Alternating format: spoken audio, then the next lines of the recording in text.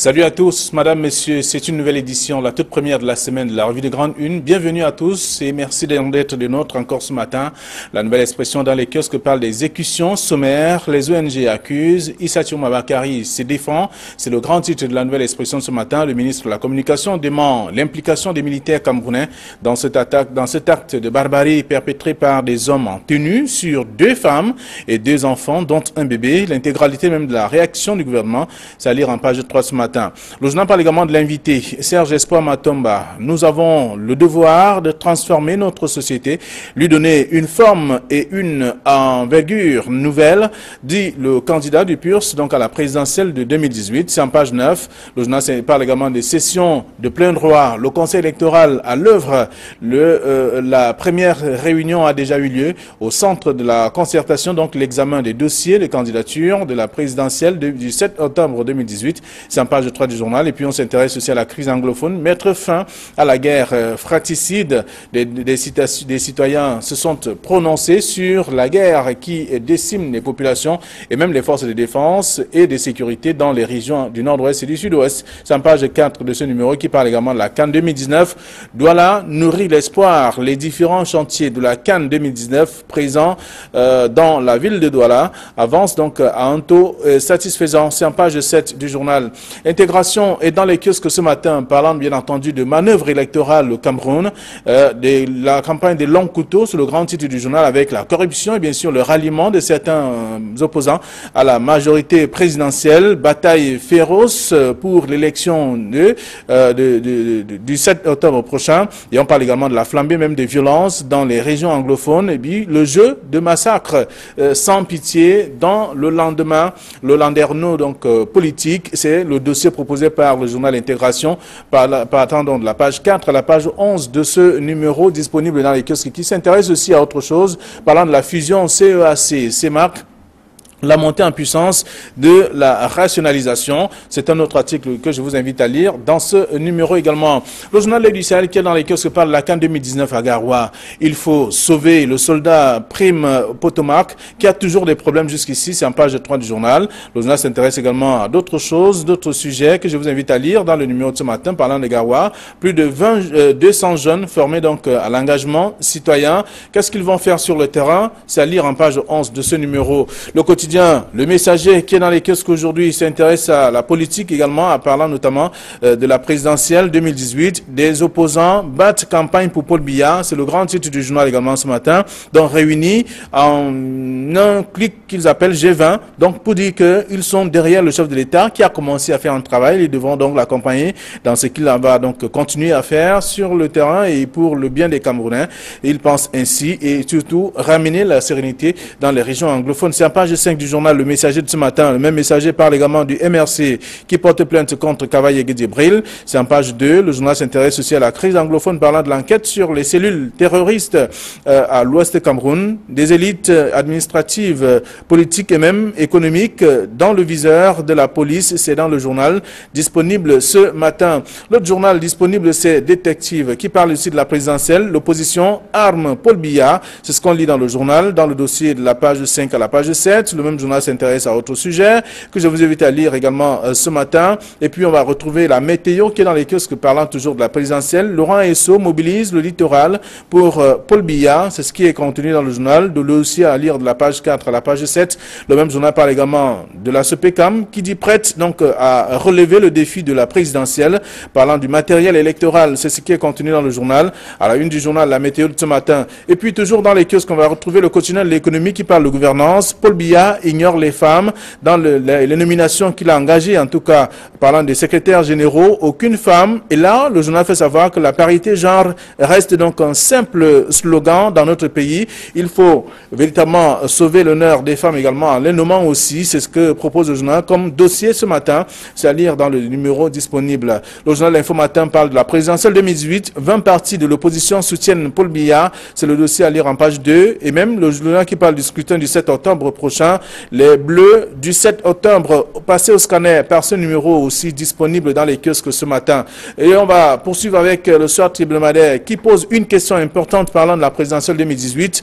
Quelle opposition pour chasser Biya? C'est la grosse question, même si au bas de la une, donc au pied de la une, on parle de la campagne présidentielle. 20 partis politiques d'opposition se rallient au candidat du RDPC. C'est à découvrir aussi dans le même journal, disponible dans les kiosques. Et on va terminer avec Mutation qui parle de ralliement à Paul Biya. La farce donc de 20 opposants, c'est à découvrir dans le même journal. Et d'autres sujets aussi. Voilà ce que la presse nous propose, que nous avons reçu à notre rédaction ce matin. Alors Thierry Niopé, bonjour et bienvenue. Bonjour Flavien Roland-Dongo, bonjour également à Bernard Batana. Je dis bonjour aux téléspectateurs de la Revue des Grandes. Merci d'être là. Et Bernard Batana, bonjour. Bonjour. I want to say good morning to those from Muyuka. I want to say good morning to those from Tombel. I don't forget my friend from Fontaine in Northwest. It's a pleasure to be again here. Thank you. Alors, bienvenue également. Alors, nous allons faire le tour de quelques sujets parus dans les tabloïds ce matin. La une de la Nouvelle Expression qui parle des exécutions sommaires avec les ONG qui accusent Issa Tchouma Bakary, qui se défend également. Lui, il estime que l'armée camerounaise n'est pas impliquée dans ce qu'on présente comme vidéo ou dans laquelle on tue, on égorge des personnes. Pratiquement, donc, l'intégralité de la réaction est dans le numéro de ce matin. En réalité, il s'agit d'une vidéo qui a fait le tour du monde de femmes abattues à bout portant par des hommes en tenue avec 2 enfants et notamment, je dirais même un nourrisson. C'est une vidéo extrêmement grave. Elle a choqué plus d'une personne. Toutefois, qu'on y pense d'ailleurs, on a des larmes qui s'échappent de nos yeux, mais une chose est sûre, M. Tiroma est dans son rôle démontré effectivement que l'armée camerounaise est une armée citoyenne. On n'a jamais dit le contraire. Il peut avoir quelques égarements dus. Je vous rappelle que quand on est sur le terrain des combats, quand on est sur le champ, généralement il y a beaucoup, on est soumis à beaucoup de pression et il y a parfois quelques égarements qui peuvent être enregistrés, mais pour l'instant il y a une enquête qui est en cours. C'est vrai qu'Amnesty International et plusieurs ONG ont démontré, en fait tentent de démontrer qu'il s'agit de quelques éléments égarés de l'armée camerounaise. Ils ont même tenté de le démontrer, ce que M. Tiroma ne précise d'ailleurs pas et n'apporte d'ailleurs pas de justificatif là-dessus. C'est clair que les tenues militaires sont pratiquement à la portée de tout le monde. Des armes Kalachnikov qu'ils ont utilisées peuvent circuler facilement au niveau de la sous-région. Mais il y a quand même des détails que M. Tiroma n'a pas évoqués, notamment les comptes Facebook de ces différents personnages qui démontrent quand même qu'il y a beaucoup de similitudes entre les personnes accusées d'avoir perpétré ces crimes et des profils présentés dans leurs différents comptes Facebook. Mais ceux qui ont regardé quand même la vidéo découvrant ou continuent de découvrir que ces hommes en tenue portaient en même temps des chaussures, pas forcément celles qu'on voit avec des soldats camerounais, des Rwandiens. Certains avaient des babouches. Vous conviendrez avec moi, Flavien, que même au niveau de la circulation des policiers qui gèrent la circulation routière, leurs tenues ne sont presque jamais uniformes. Donc, pour moi, là, c'est un détail. Il y a des filles, pratiquement, il y a des dames qui portent pratiquement ce que les femmes appellent des ballerines, qui n'ont rien à voir avec la tenue militaire, mais elles le font au vu au-dessus de tout, sans que ça ne meuf. Et ces gens qui sont sur le front, parfois, peuvent se permettre. Il n'y avait pas unicité. Il y avait d'autres qui avaient d'autres tenues qui n'avaient rien à voir avec des tenues militaires. Il y a des enquêtes qui se poursuivent. Je ne saurais mettre en mal l'armée camerounaise qui, je vous le soulignais tout à l'heure, a fait un travail formidable pour protéger l'intégrité territoriale de notre pays. Mais laissons passer les enquêtes et le reste. Alors, donc les ONG qui accusent et Issa Tchouma Bakary qui défend, et défend le gouvernement bien entendu. Oui, les ONG sont allées plus loin. C'est sous l'instigation d'un informaticien camerounais, un ingénieur informaticien qui vit aux États-Unis. Et les preuves sont agaçantes. C'est des preuves qui émerveillent. Parce qu'on est allé jusqu'au compte Facebook d'un élément de nos forces armées. Et on l'a identifié. Et on a donné son petit nom. Bon, maintenant, est-ce que c'est lui, effectivement, qui aura commis ce crime odieux, parce que c'est odieux, c'est pas beau à voir. Il reste que les enquêtes se poursuivent pour que les responsabilités soient établies de façon formelle et irréfutable. Alors, lorsqu'on parcourt l'article également, on découvre qu'il y a bien entendu des choses telles que vous l'avez évoqué, mais seulement le gouvernement reste sur sa position à travers la sortie du ministre de la Communication, que tout cela n'a rien à voir avec l'armée camerounaise. Donc je vous invite à lire l'article en page 3, et le journal parle également de la session de plein droit avec le conseil électoral, qui est donc désormais à l'œuvre, et tout est contenu dans le numéro. La première réunion a déjà eu lieu pour permettre également essayer de contrôler les dossiers des uns des autres. C'est des dossiers qui ont été déposés à cette institution. Bien sûr, savoir quand même que lors de la présidentielle 2011, il y avait une cinquantaine de dossiers. Aujourd'hui, on a presque 30, parce qu'on n'est pas loin de là, il y a moins de candidatures pour atteindre ce chiffre-là. Toujours est-il que c'est quand même beaucoup. On espère que l'ECAM fera sérieusement le tri, parce que quand on regarde ces candidatures, il y a beaucoup de candidatures fantaisistes.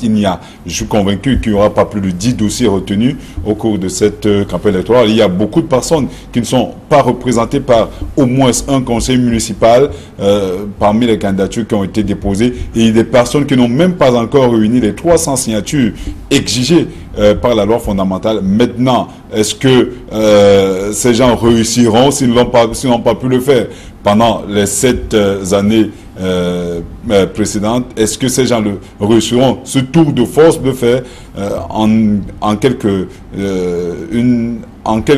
dizaine de jours? Je doute bien fort. Donc, l'ECAM, d'une manière ou d'une autre, va procéder à ce tri, et qu'au sortir de là, je doute fort qu'il y ait plus de 10 candidatures qui seront retenues. Il y a des candidatures comme celle de l'UDC, comme celle de Gaga Manadi, qui a toujours été à ces élections-là, comme celle de Joshua Oshi, Maître Keremouna, Maurice Kamto. Mais au-delà de ces candidatures-là, il y a même l'un des candidats, M. Feuzeux du Merci, qui a déposé son dossier, mais qui s'est retrouvé vendredi dernier dans un hôtel de Yaoundé pour soutenir le président Biya. Donc voilà, ce sont des plaisantins comme ça. Excusez certainement de la qualificatif, de la qualification ou du qualificatif, mais ce sont des gens pareils qui ne méritent pas de faire la politique au Cameroun, parce que ce n'est pas parce qu'on procède de la sorte, ce n'est pas en envoyant les Camerounais au casse-croûte et on se replie à la dernière minute qu'on ferait véritablement bouger les lignes. Alors, Bernard Batana, vous parlez certainement comme vous êtes d'avis avec Thierry, qui estime qu'il y a plus d'animateurs politiques que de véritables politiciens. Mais c'est clair, il y a 6 candidats indépendants qui doivent être écartés, parce qu'ils ne pourront pas avoir les 300 signatures, ça c'est clair. Et il y a des candidats qui ne sont pas représentés à l'Assemblée nationale, que ce soit dans les mairies ou autres. Eux aussi sont écartés. En réalité, il n'y a qu'une dizaine de candidats qui pourront être retenus et qui pourront compétir à partir du 8 août. Moi, je pense que le calcul est vite fait, hein. Le tri est vite fait. Et puis, on attend de voir ceux qui seront effectivement conservés pour la course. Ici, c'est les dossiers de candidature. C'est les dossiers de candidature. Il faut trier et que les gens soient conformes à la réglementation. Alors, visiblement, hein, ça transpire, hein, à partir des gens qui ne sont pas conformes de façon claire et qui seront écartés. Il faudra s'attendre que le Conseil électoral fasse son travail. Très bien. Alors, le Conseil électoral est donc à l'œuvre depuis quelques jours dans le cadre du contrôle des dossiers déposés par les uns et les autres. Donc, on peut lire tout cela dans la nouvelle expression en page 3. Et vous avez également évoqué l'autre sujet qui fait le tour de la presse ce matin, parlant de ces opposants qui battent campagne pour Paul Biya.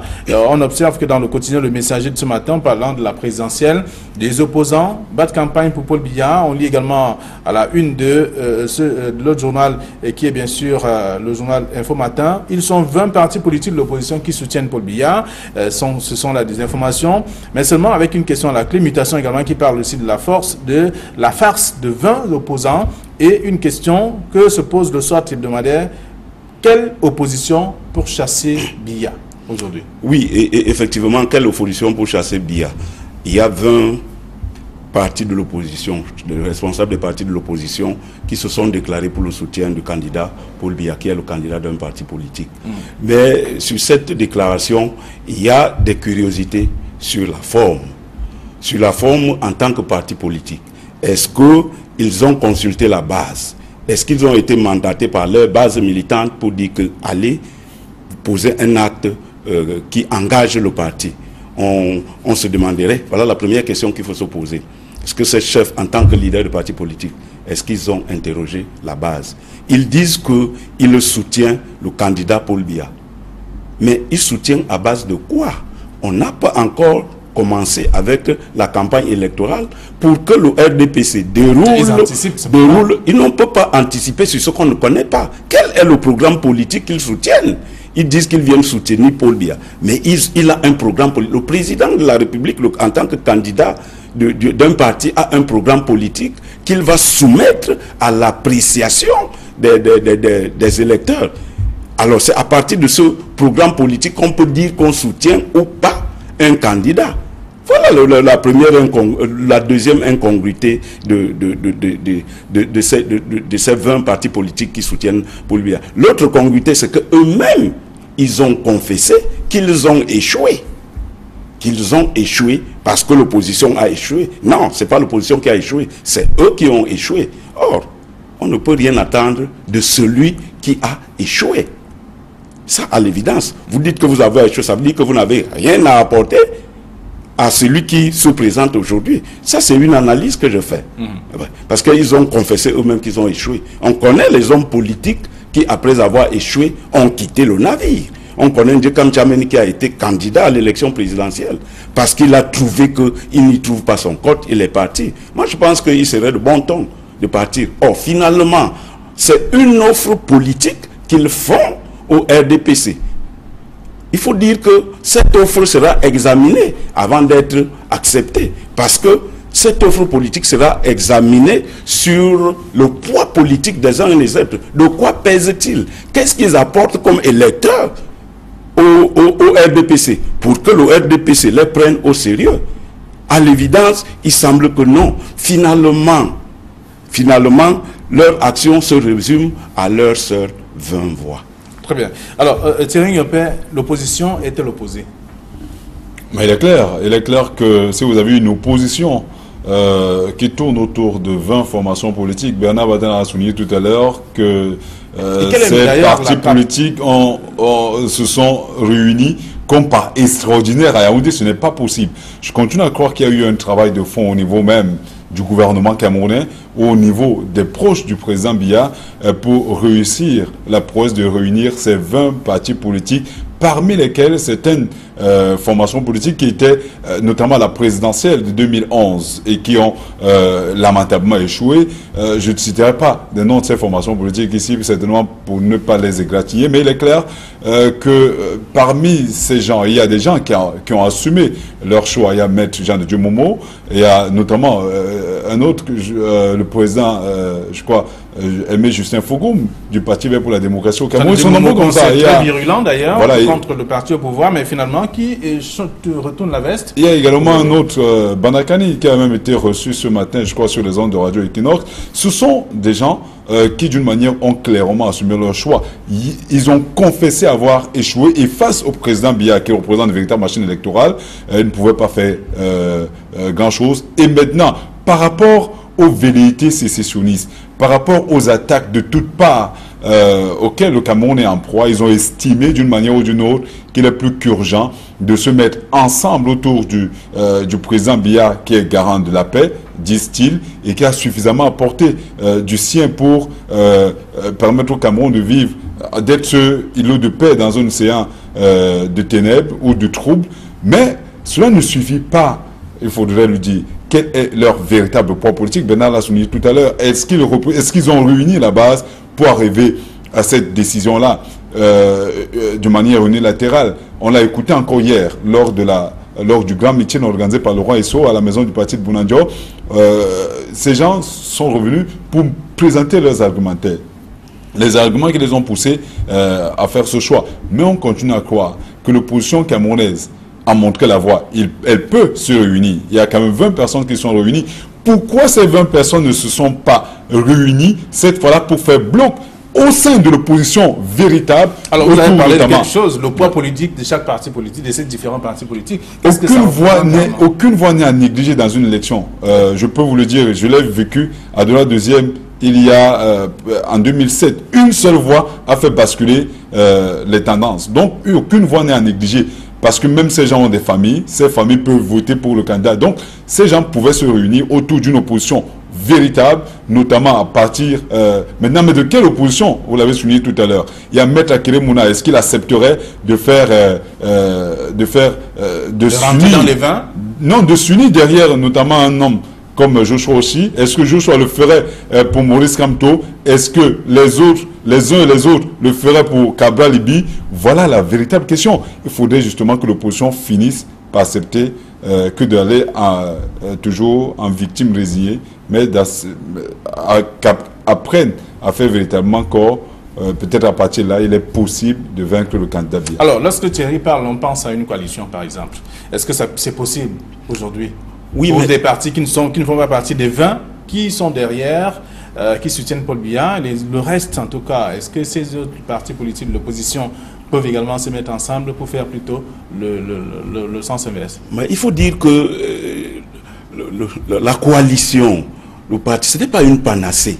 Ce n'est pas une panacée à l'occasion des élections présidentielles. Ce n'est pas toujours une panacée. Chaque parti politique a sa stratégie. Il faut donc laisser les partis politiques s'exprimer. Et à la fin, on ne sait pas. On ne sait comment est-ce qu'ils se sont organisés de façon formelle. On ne doit pas demander aux partis politiques, du coup, là, dites que voilà notre candidat unique et autres là. Ça peut aussi faire partie des stratégies politiques, des stratégies de campagne. On parle dans les coulisses des coalitions entre partis, Akere Mouna et les autres. Parce que ça fait partie du jeu politique. Il faut donc laisser le jeu politique se faire sur le terrain. C'est à partir du travail sur le terrain qu'on peut savoir, qu'on peut connaître le poids de tel ou tel et décider de qui peut être leader dans tel ou tel au niveau de tel ou tel domaine, au niveau de tel ou tel lieu de confrontation politique et autres. Non, moi je pense que dire tout de go qu'il faut absolument un leader de l'opposition, un leader, une coalition où on trouve un leader, ce serait faire un peu entrave à la démocratie. Il faut qu'on laisse les lecteurs, qui sont les électeurs, qui sont les seuls à décider de qui peut être là. C'est au travers de la campagne électorale que peut se dégager un leader. Parce que ça peut se faire de soi-même, à travers le travail sur le terrain. Alors l'autre volet dans la coalition, c'est qu'il y a forcément un problème de leadership. Qui va accepter être président, qui sera vice-président, qui sera à l'Assemblée nationale et autres? Ça, il faut déjà constituer tout cela et que chacun soit prêt à assumer. Ouais, c'est ce que je disais tout à l'heure. Est-ce que les autres qui ne se sont pas ralliés derrière le président Biya peuvent accepter de cesser de faire cavalier seul pour former? C'est vrai que Bernard n'est pas d'accord là-dessus, mais une véritable force politique, une véritable force de proposition face, je dis, à la machine électorale du RDPC. Vous l'avez vu hier, Maurice Kamto est également en train de faire un appel à fond, Cabral Libi est en train de faire un appel de fond. Le RDPC seul a pu réunir 125 760 000 en un seul meeting, en un tour de main.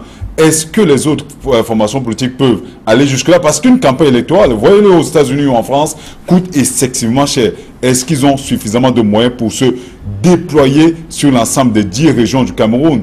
Voilà pourquoi... Il y a les scrutateurs. Voilà, il y a des scrutateurs, il y a des bureaux de... Voilà, il y a énormément de travail à ce niveau. C'est pour cette raison qu'une candidature, pas unique de l'opposition, mais un minimum de candidats possibles pourrait permettre justement à l'opposition d'aller cette fois-ci, pas en victime résignée, mais en véritable force de proposition capable de faire vaciller les choses. Les victimes résignées se sont déjà réunis, donc 20 au total. Ils savent non, et même à côté, on sait qu'il y a beaucoup qui savent qu'ils ne pourraient pas faire grand-chose. Je dis, tous les électeurs savent qu'il n'y a pas plus de 5 candidats véritables au cours de cette élection-là. Mais je crois que je reste convaincu que si les candidats, si les Camerounais décident de prendre en main leur vote, si les Camerounais décident de se battre, et si les Camerounais décident de faire changer les choses, rien n'est plus puissant qu'un peuple qui veut faire changer les choses. Alors, à côté de la question du journal, je voudrais dire, soit très hebdomadaire, quelle opposition pour chasser Biya? Il y a Intégration qui parle de la campagne des longs couteaux désormais. Oui, campagne de long couteau. Permettez-moi de... N'oubliez pas une chose, c'est que chaque parti politique a sa base électorale. C'est-à-dire que, je prends un exemple comme ça, à Fumban, on sait que le leader, c'est Adamou Dam-Dioya. Imaginez-vous qu'un seul instant, qu'on dise que le leader du parti de l'opposition est autre que Adamou Dam-Dioya. Imaginez-vous le comportement des électeurs de Fumban. Diront que mais non, nous on n'est pas. Donc moi je pense qu'il faut tenir compte de tous ces petits détails. Est-ce que bon maintenant, est-ce que c'est une campagne au long couteau? Parlant des manœuvres électorales. Parlant de manœuvres, bon, il y a des manœuvres électorales telles que dans les coulisses on nous a même appris qu'il y a l'association des journalistes patriotes qui est en train de préparer aussi son communiqué. Non, qui a fait une motion pour soutenir ouvertement le président Biya. Pour soutenir le candidat Paul Biya. Ça fait partie du jeu politique. Bon, maintenant, il est un peu indécent de parler de ça ici, parce qu'on n'a pas encore eu le communiqué. C'est à travers le communiqué qu'on pourra faire un commentaire. Donc, c'est effectivement une campagne long couteau. Dans les coulisses, il y a beaucoup de manœuvres dans les coulisses. Alors, pour revenir à la candidature unique, il y a ce qu'on appelle le shadow cabinet. C'est-à-dire que le cabinet de l'ombre. L'opposition peut se réunir pour dire que, bon, voilà, maintenant, si on ose à faire, voilà. Ils ne sont pas obligés de venir le dire sur les plateaux de télévision. Ça, c'est des stratégies de campagne électorale. Ils ne sont pas obligés de dire que, bon, voilà, si on gagne désormais, c'est voilà notre président, voilà notre secrétaire général, voilà notre vice-président. Non, il y a des shadow cabinets qui peuvent se créer, c'est-à-dire les gouvernements de l'ombre et autres. Ça fait partie des stratégies. qu'on laisse l'opposition s'exprimer. Chaque parti politique a sa base électorale, là, c'est militant. Il faut qu'on fasse parler ces militants, qu'on fasse le plus grand nombre de militants pour trouver la parade. Parce que vous cherchez une opposition qui doit battre Paul Biya. Très bien. Je crois que c'est cette opposition-là qui pourra le faire. En plein dans les manœuvres électorales au Cameroun, la campagne des longs couteaux, c'est la une de Intégration. Et en même temps, il y a le journal Info Matin qui parle des Bleus, les Bleus du 7 octobre. Qui sont passés au scanner. On ne les connaît pas beaucoup, ils sont nombreux, qui entrent là, qui s'opposent. Cabral Libi. Qu'est-ce qu'ils sont capables de faire? Non, je l'ai souligné tout à l'heure, ce sont des jeunes qui portent. Tout le monde sait quand même que Serge Espoir Matomba a envahi l'espace médiatique et a une bonne représentation au niveau... Il faut avoir une assise, une base mais justement, c'est ce que nous sommes en train de souligner au niveau du Douala 4e. Mais est-ce que cela suffit? On l'a vu du côté de l'extrême nord, on l'a vu du côté du nord. Il a beaucoup marché ces derniers temps, tout comme Maître Keremouna, qui est également un bleu à cette élection présidentielle. Il y a Maître... le professeur Maurice Kamto, également, qui est un bleu à cette élection présidentielle-là, mais ce sont des gens dont on est convaincu qu'ils peuvent faire bouger les lignes. Il y a Cabral Libi également, c'est l'un des rares candidats à avoir été envahi par une meute de personnes lors du dépôt de sa candidature. Donc, ces bleus peuvent faire bouger les lignes. Je continue à souligner que, Bernard a souligné tout à l'heure, chaque parti politique a son bastion électoral. C'est la raison pour laquelle il est possible d'amener ces différents bastions-là à se fédérer pour opposer une véritable force, je continue à le souligner, à la machine électorale que représente le RDPC. Au-delà de toute chose, ces gens doivent faire, parce que les Camerounais les attendent justement au sortir de ce 7 octobre, et également aux Camerounais qui veulent que les choses changent, d'aller au vote, d'aller effectivement voter et de défendre leur vote. C'est peut-être à partir de là que les choses changeront s'ils veulent que le Cameroun passe entre les mains des autres personnes que le président Biya. Très bien. Alors, vous avez parlé des Bleus. Mais il faut savoir que lorsqu'on s'engage dans la politique, parce que l'objectif d'un parti politique, c'est de s'accéder au pouvoir. Et ça, c'est tout un processus. Vous avez demandé quel poids politique. Serge Espoir Matomba est dans la politique depuis. Il se construit sa base comme une toile. Mais on peut être dans la politique depuis, puisqu'il est assis à Douala 4e. Oui. Il est conseiller municipal, par exemple. Le pays ne se limite pas à Douala 4e aussi. Oui, mais il va étendre sa base. Puisqu'il est partout, il fait campagne partout, on l'a vu. Et Cabral Libi est en train de battre campagne partout avec son mouvement 11 millions d'électeurs. On a vu maître Akeremouna avec son mouvement, non. C'est autant de dynamiques qui font, eux, au moins, ils ne vont pas confesser qu'ils ont échoué. En tout cas, les 11 ils ne vont pas confesser qu'ils ont échoué. C'est ces plateformes-là qui vont créer l'émulation politique. Parce qu'il s'agit ici de créer l'émulation politique à l'occasion des élections. Oui. On ne va pas toujours dire que, bon voilà, nous sommes de la majorité présidentielle. Il faut au moins, ne serait-ce que pour un alibi démocratique, qu'il y ait en face des gens qui fassent bouger les lignes. Alors, scrutin du 7 octobre dans Info Matin, les Bleus du 7 octobre passés au scanner. Vous allez également lire et comprendre un peu ce qui est réservé à ces derniers, selon le traitement que la presse a réservé notamment à ce sujet. Merci à vous, chers messieurs. Je vous souhaite de passer un très bon lundi, bon retour avec différentes rédactions. Maintenant, les lecteurs peuvent aller dans les kiosques pour lire tout ce que les tabloïds proposent et être parfum de l'actualité. Retrouvons-nous demain. Il sera 9h15.